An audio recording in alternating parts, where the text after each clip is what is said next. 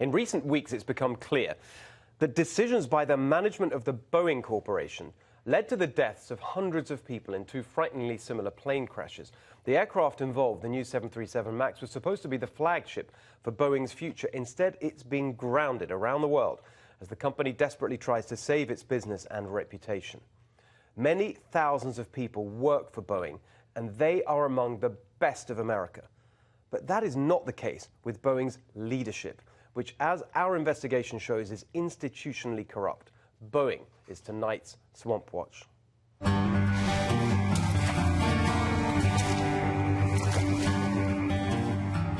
This week, Boeing CEO Dennis Muilenburg spoke about the 737 MAX disaster, calling the last few weeks the most heart-wrenching of my career. Oh, really, Mr. Muilenburg? Is that why your first instinct wasn't to find out what went wrong, but to call President Trump and beg him to let you keep your faulty planes flying? That fits a pattern of cover-up and crookedness at this swampiest of companies. In 2015, Boeing was forced to pay a $12 million fine for falsifying safety inspection paperwork. A mechanic questioned by investigators admitted he'd been doing it for 7 or 8 years. The previous year, Boeing paid $23 million to resolve allegations that they submitted false claims on maintenance contracts with the U.S. Air Force. And in 2006, Boeing had to pay a fine of, wait for it, $615 million. A Department of Justice investigation revealed corrupt favor trading between Boeing and a high-level Air Force official named Darlene Dryan, who managed billions of dollars in government contracts. In 2000, Boeing, at Dryan's request, hired both her daughter and her future son-in-law. Then in 2002, Boeing's chief financial officer, Michael Sears, hired Dryan herself for an executive position following her retirement from the Air Force. Just in the 2 years between getting her family hired by Boeing and landing a job there herself, Dryan was responsible for dozens of Boeing contracts, including a controversial $23 billion purchase of aerial tankers that was later cancelled. But Boeing doesn't just hire the government, it buys the government too. In the 2018 election cycle, Boeing paid out nearly $250,000 in legalized bribes, also known as political donations, to just one congressional committee. Oh, that would be the House Transportation Committee. Within that committee, there's an aviation subcommittee. And surprise, surprise, its chairman, Democrat Rick Larsen, has taken $100,000 from Boeing, making it one of his top donors. Senators, of course, cost a bit more, so Boeing has paid out nearly $120,000 to Missouri Republican Roy Blunt, who's on the Senate Aviation Committee. And then, beyond cash to Congress, there's lobbying the rest of the D.C. swamp. Guess how much money Boeing spent on that in the last 20 years?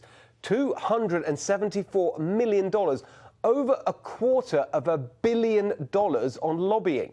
Who's doing that lobbying exactly? Take a look at this list of Boeing lobbyists just in the 2018 cycle.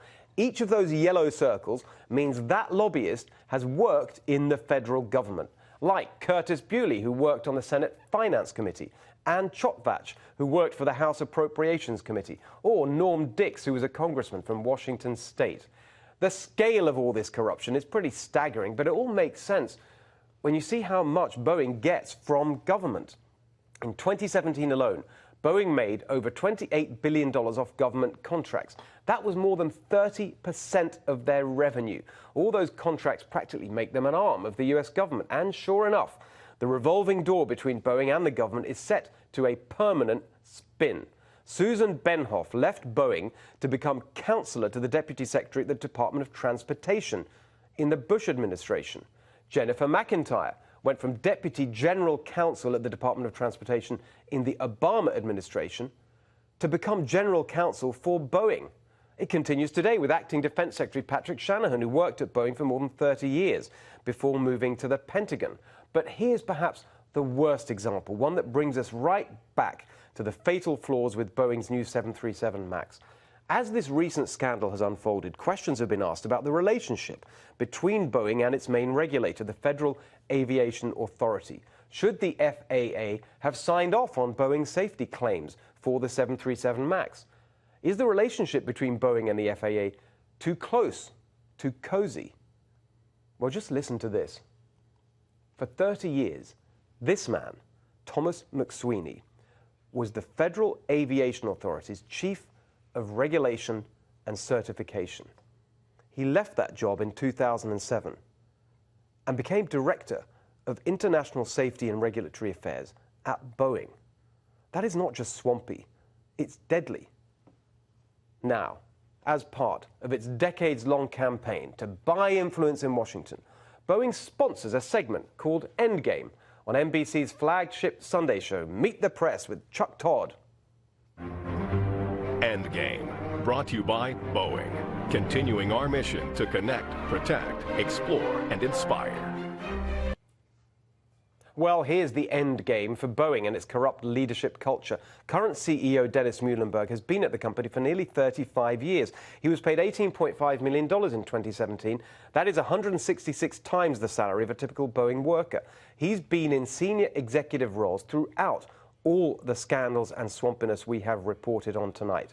The latest senior government official to make the lucrative trip through Boeing's revolving door is former UN Ambassador Nikki Haley, who joined Boeing's board in February. Well, if she wants to show that she's not just another swampy corporate stooge, she should stand up and do the right thing. Nikki Haley, use your position on Boeing's board to push for a change of culture and a change of leader. I know Boeing will argue that they're a national champion, a great American company, and that in the real world, the systemic institutional corruption we've seen is the only way they can compete with state-backed rivals in Europe and China. Really?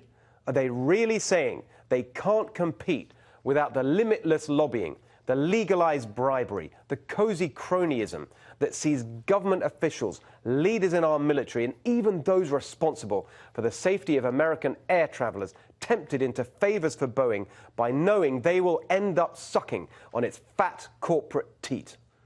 That is not great. That is not American. That is pathetic. Tell me what you think of that at Steve Hilton X and at NextRev FNC.